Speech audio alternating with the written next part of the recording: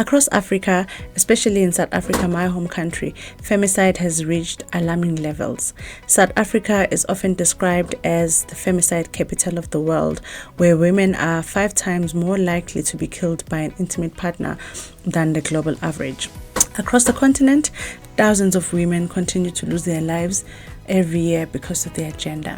In today's episode, we look at how the African Union's new Convention on Ending Violence Against Women and Girls, also known as the EVAWG, seeks to address this crisis and why it could be a turning point in the fight against gender-based violence in Africa.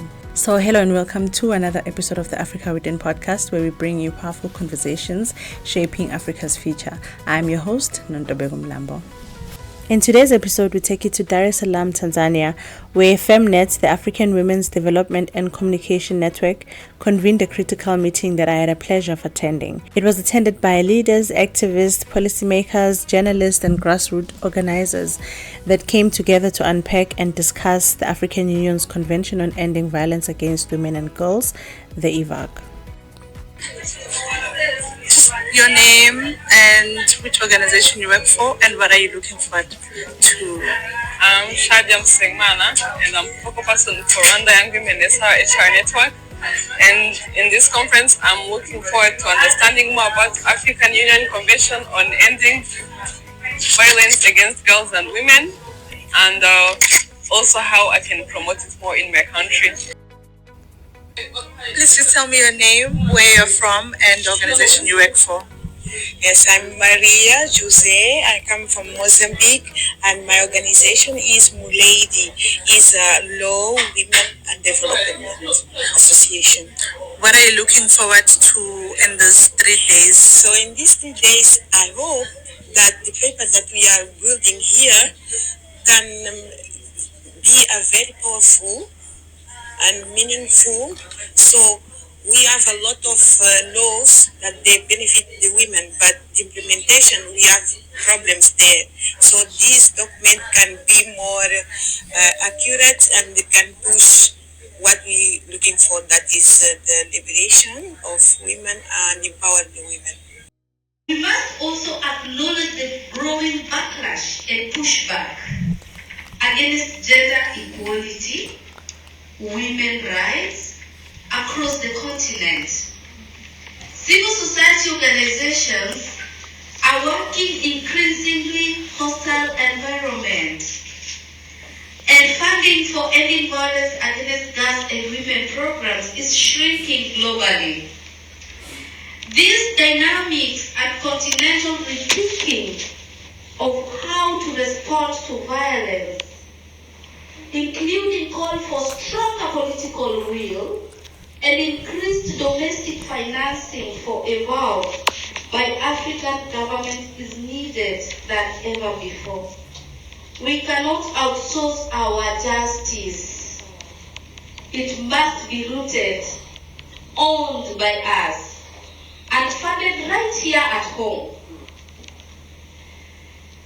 This is why FEMNET, the African Women Development Communication Network, has convened us here. Of course, it is our own collective effort. We decided to convene here. Hey, my name is Rebecca Mpoyi. I'm from the DRC, and I'm a program officer at RSF NGOs, which is fighting for women's rights and economic justice. Yeah, it's really important for us because RSF, it is a NGO based in the eastern part of my country, and we both know what is happening there. There is a lot of trouble, there is rape, women are used as a tool of war, and I was obliged to work to advance and to give people the opportunity to know what is going on there and to end that violence in my country.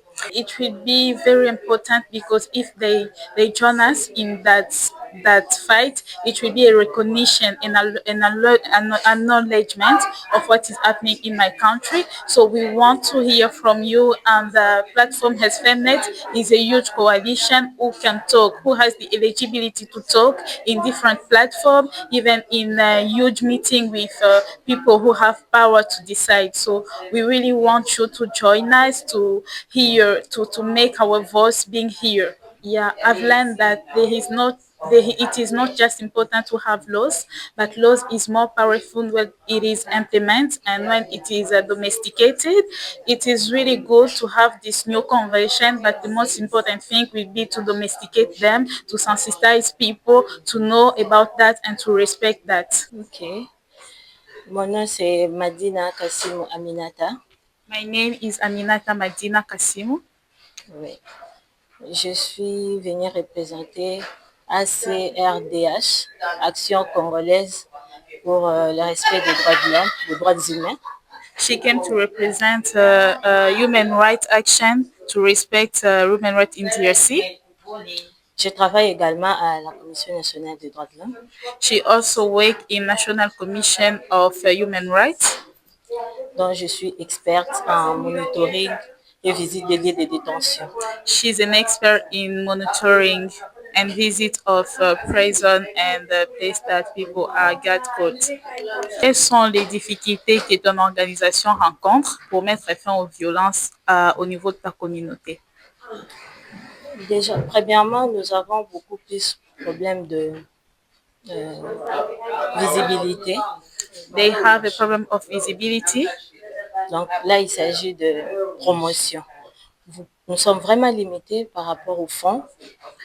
They're facing funding issues to do their works. What are you hoping to learn in this dialogue this week? Quelles étaient tes attentes par rapport à ton apprentissage dans la réunion de cette semaine? Qu'est-ce que tu aimerais apprendre de cet atelier? Comme je l'ai dit hier, par rapport à ces assises, je voulais premièrement comprendre et puis comprendre toutes les questions. Yes. As she said yesterday, the most important thing for her it was to understand the convention, to know what it was about, what was the solution about gender violence basing to violence against women and girls. Quelles sont les solutions par rapport qu'on va apporter par rapport aux femmes et aux jeunes filles? Après ceci, serais-tu prête à travailler avec d'autres organisations en coalition que tu as rencontrées ici? Exactement, je suis vraiment prête. Déjà, je suis ouverte, je suis partante à pouvoir travailler avec d'autres organisations, surtout pour faire valoir le respect des droits de la femme et de la jeune fille. Of course, yes, she's open up to more collaboration to end violence against women and girls around the continent. So she's here for that. Is there anything else you'd like to add? T'as quelque chose d'autre à ajouter? Non, si ce n'est d'abord de remercier FEMNET qui ne cesse de nous donner l'opportunité de participer, d'apprendre et surtout d'élargir notre connaissance. Et voilà. She just wants to thank FEMNET for giving us the space and the opportunity to learn. Thank you so much. Merci beaucoup. Merci.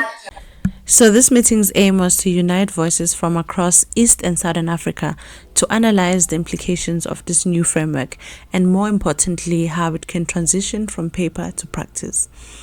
Women across Africa have waited for decades for a binding framework like this.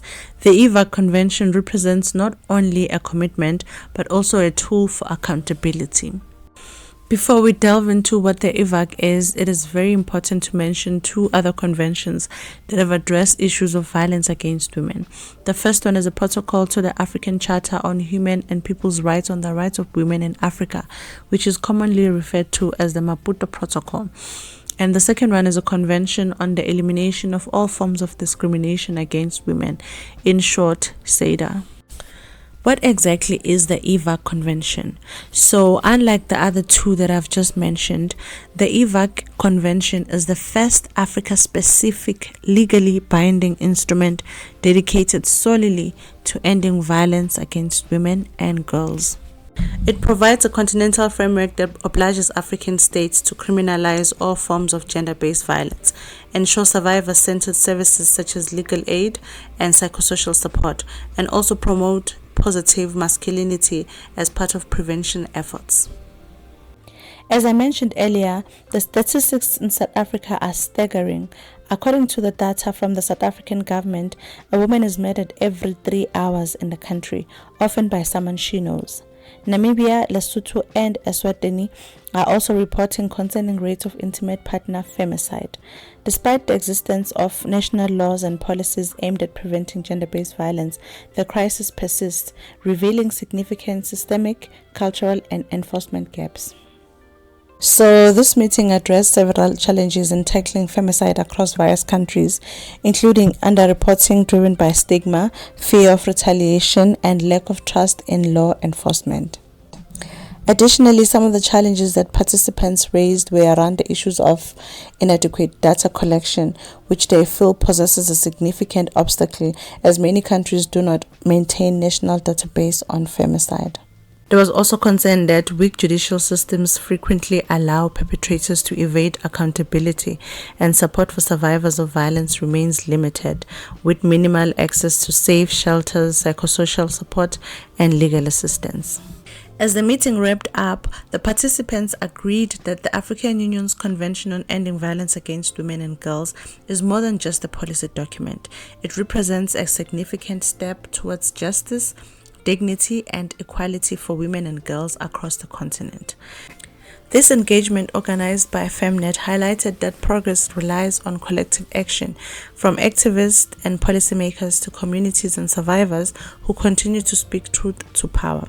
This convention provides a framework for change, but its effectiveness will depend on how decisively countries choose to rectify, implement, and fund it.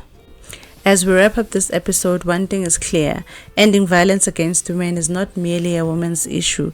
It is a human rights imperative and a cornerstone of Africa's future. Together, in solidarity and accountability, we can transform this commitment into a meaningful change. Thank you so much for joining us on the Africa Within podcast. Until next time, let's keep the conversation going. Thank you so much for tuning in.